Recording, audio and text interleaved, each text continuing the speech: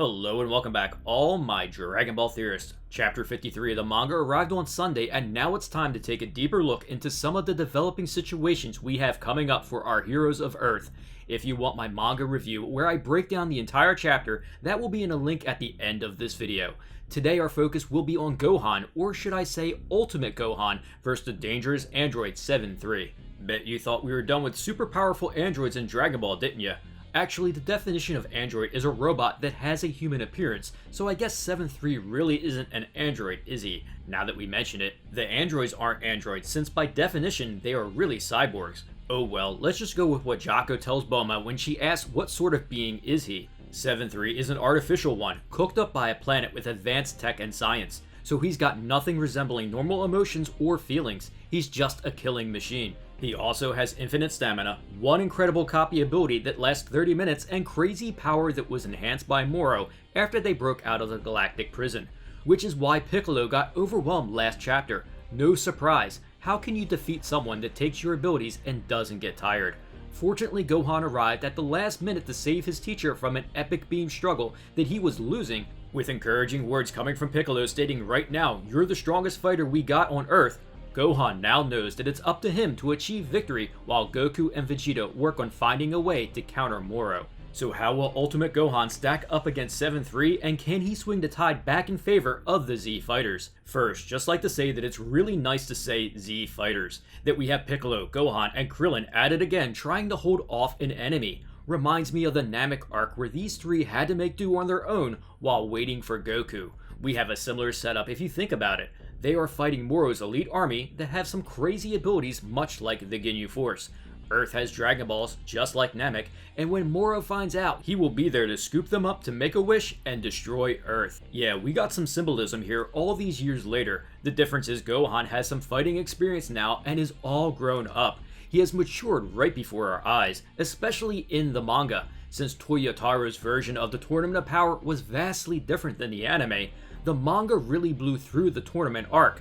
You could argue that it felt rushed, which is fine since we wanted to progress onto the story, but we must realize that it's a different continuity, and the one aspect that was enjoyable about it was the fact that Gohan was a beast. He ended up taking on the fusion that was Kefla and eliminating her.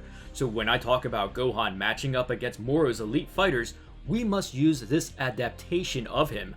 Hopefully when the anime returns, they give Gohan the power and abilities that the manga is doing for him. Case in point, when Gohan started fighting Kefla in the manga, Piccolo stated, "That's Gohan for you." Regaining his sense of battle was all he could do in that brief period of training, but he's managed to grow stronger than ever during this fight. Then even Goku is stunned as he's watching his son take on the incredibly powerful Kefla. He says, "I didn't know Gohan could fight this good," which gives credence to Piccolo's statement last chapter. Right now, you're the strongest fighter we've got on Earth. I don't think Piccolo forgot about Android 17, just that Gohan really is incredible in the manga, which means Seventhree has his work cut out for him.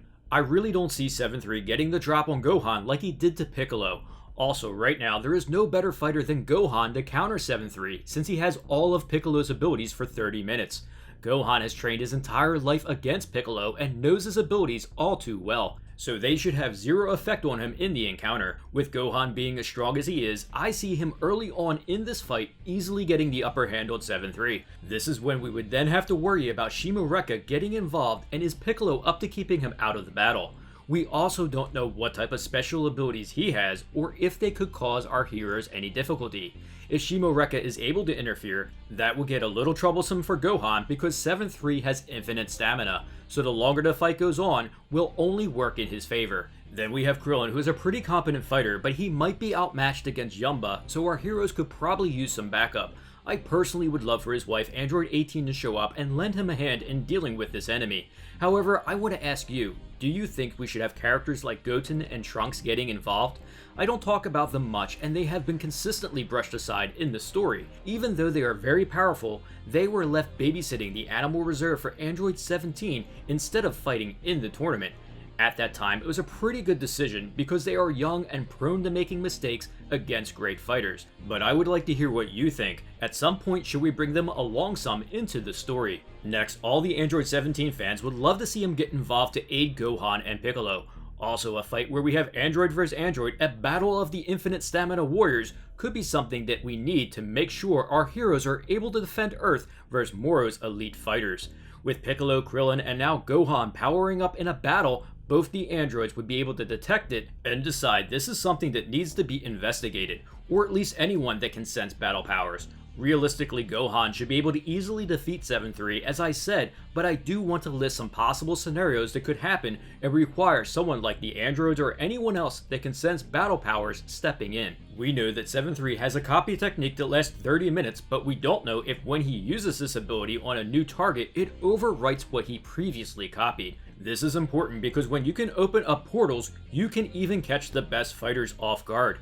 Goku fell victim to this at the Tournament of Power against Ani Raza when he was punched through a portal and almost knocked off the stage. If Seventhree still possesses this ability, Gohan, who just arrived to help, isn't aware of it yet. This is where Seventhree could open up a portal reaching through it with an arm and grab the back of his neck during their fight. Gohan would never see that coming and it would be almost impossible to guard against. Gohan could be winning an energy beam struggle against Seventhree and then it occurs to the highly intelligent killing machine that Gohan is wide open for a counterattack. While Seventhree is using a special beam cannon attack against Gohan, he uses his free hand to open up a portal right behind him. Gohan, focused completely on defeating his opponent, has both hands committed to his massive Kamehameha. Piccolo screams, "Gohan, look out, behind you!" Except it's too late and Seventhree grabs Gohan's neck, allowing him to copy all of his powers. This then would create a dire situation for Earth, as Seventhree would be able to add Gohan's power to the collection of abilities he has.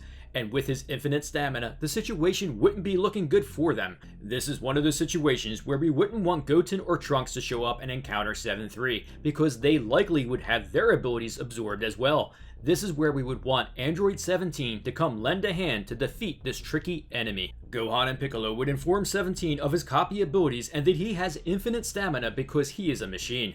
Android 17 would respond and say, "Well, it looks like I am the perfect match for this enemy then with my limitless stamina." Seventhree attempts to use his portal trick again and surprise 17, but he immediately sees through the attack, shielding himself with a barrier and states that I won't let you absorb my powers that easily. Android 17 isn't going to deal with this foe one-on-one though, as he has Piccolo and Gohan's powers now, so it only makes sense that they team up to defeat him. With the combined teamwork that we have seen from them at the tournament, they are able to swing the tide in their favor and deliver a critical hit on 7-3. At this point in the chapter, I would imagine that Crillon and 18 have dealt with Yamba, and that now Shimoreka has also been dealt with. Only 7-3 remains, but this fighter is a highly intelligent artificial lifeform, so when it looks like he can't possibly win, he decides that it is best to escape and inform Moro that the Earth has tremendous fighters. So before the copy ability to open portals runs out, 7-3 opens one above him and states that they will be back and Lord Moro will deal with all of you. Meanwhile, back on Moro's ship, 7-3 appears through a portal badly beaten and a shocked Sagambo asks what happened. "You were defeated?" He exclaims, "Yes, and I decided to retreat because I have gathered important intelligence on Earth for you." Moro says, "Well, thank you, 7-3. I knew having an artificial lifeform among us to gather information would prove vital. What is it that you know?" 7-3 states, "Earth has some tremendous fighters, and one of them is the offspring of that saying Goku that you fought. Furthermore, that planet has a Namekian, and when I copied his abilities, I learned that Earth also has Dragon Balls." Moro grins and says, "Well done, 7-3. You have more than proven yourself. Sagambo, plot a course for this Earth." Of course, this is just my story of the matchup coming up in the next chapter of the manga. I hope everyone is enjoying their week, and tell me, what do you think will happen with the conflict on Earth? Will Gohan defeat 7-3? Will other heroes need to come aid the Z fighters? Do you think we could see something similar to what I said in this story, where 7-3 is forced to retreat through a portal and informs Moro of Earth? I always love to hear your thoughts and theories in the comments below. If you enjoy stories like this one, don't forget to check out my Deep Information and Stories playlist. Also, please subscribe to support the channel and turn on that notification bell to keep those theories coming.